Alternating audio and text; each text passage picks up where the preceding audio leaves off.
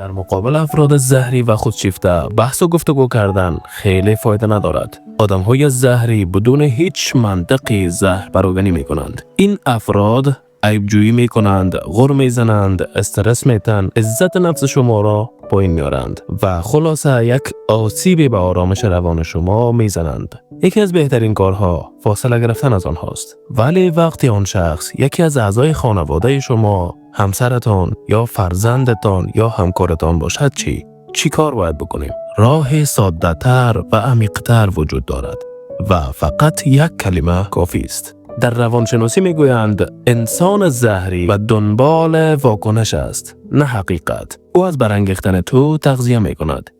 یعنی اگر تو عصبانی شوی، ناراحت شوی یا دفاع کنی، انرژیش تأمین می شود. جان گاتمن روانشناس آمریکایی میگوید در هر بحث زهری کسی که آرام تر است کنترل ذهن و فضا را در دست دارد. پس راز در کنترل واکنش توست، نه در تغییر دیگران. چون تو هرگز نمیتوانی انسان زهری را قانع کنی که زهری نباشد. تنها میتوانی نگذاری زهر درونت پخش شود.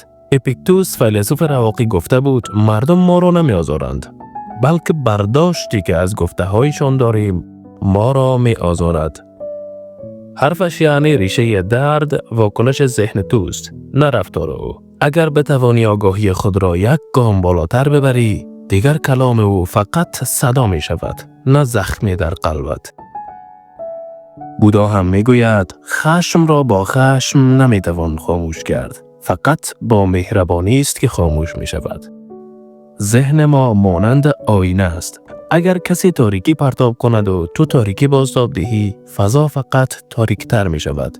ولی اگر روشنایی بدهی، دیگری در نور خودش کور می شود و عقب می نشیند. در لحظه ای که انسان زهری حمله می کند، سیستم عصبی تو بین دو گزینه است: بجنگ یا فرار کن. این واکنش قدیمی مغز است. اما اگر آگاهی وارد شود، گزینه سوم هم هست: پذیرش بدون واکنش. یعنی اجازه دهی کلمه او بیاید اما درونت نفوذ نکند و اینجاست که تو از قربانی به ناظر تبدیل می شوی. در واقع جنگ را از میدان ذهن به میدان آگاهی منتقل می کنی و آن وقت ذهن او شکست می خورد، چون چیزی برای جنگ زدن نمی بیند. و حالا باید بدانی کل این قدرت در یک کلمه خلاصه می شود. کلمه ای که نه از ضعف بلکه از حضور درونی می آید. نیچه گفته بود آن که در برابر هر طوفان لبخند می زند یا دیوانه است یا آزاد. آزادی درونی از همینجا شروع می شود. آنجا که یاد می گیری همیشه لازم نیست برای دفاع از حق آرامشت را قربانی کنی. مولانا هم همین را با زبان لطیفتر گفته است: آب از سرچشمه گیرد روشنی، چون تو تیره گشتی بس شد معنی. یعنی اگر ذهن تو صاف بماند، هر چقدر دیگری تاریک باشد تأثیری بر روشنی تو ندارد. پس تمرین کن که ذهنت باطلاق نباشد بلکه آینه باشد. در برخورد با انسان‌های زهری بیشتر ما به دنبال پاسخ درست می‌گردیم.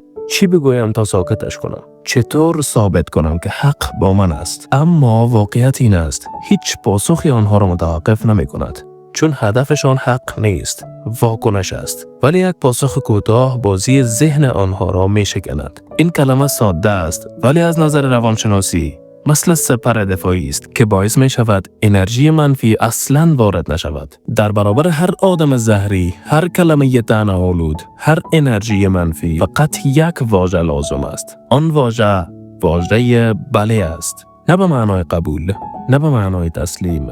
وقتی میگویی بله، ذهن طرف مقابل دنبال مقاومت میگردد اما چیزی پیدا نمی کند و در همان لحظه حلقه زهری واکنش شکسته می شود. در روانشناسی این را قطع حلقه دفاع هیجانی می نامند. در فلسفه پذیرش آگاهانه و در عرفان تسلیم به لحظه، نه به فرد. نیروی بله در نرم بودن آن است. موجه های اقیانوس با نرمی خود صخره ها را می سایند، نه با خشونت.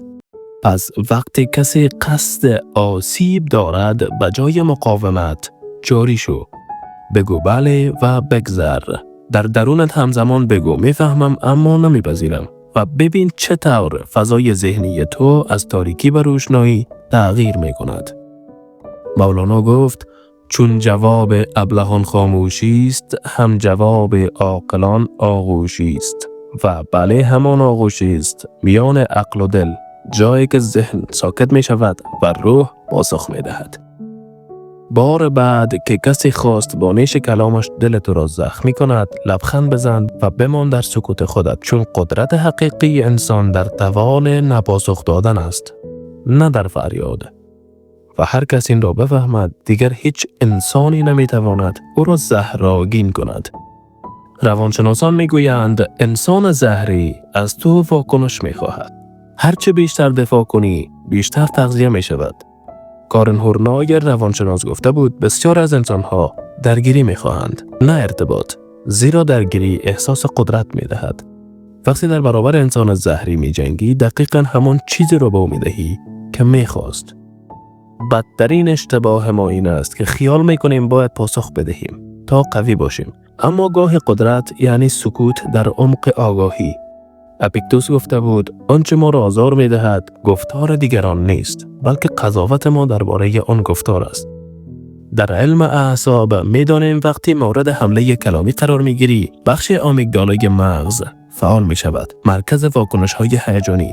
در همین لحظه خون از بخش منطقه مغز کم می شود و تو دیگر تصمیم نمیگیری، فقط دفاع می کنی. ولی اگر در همون لحظه پذیرش آگاهانه وارد شود، مدار واکنش خاموش می شود.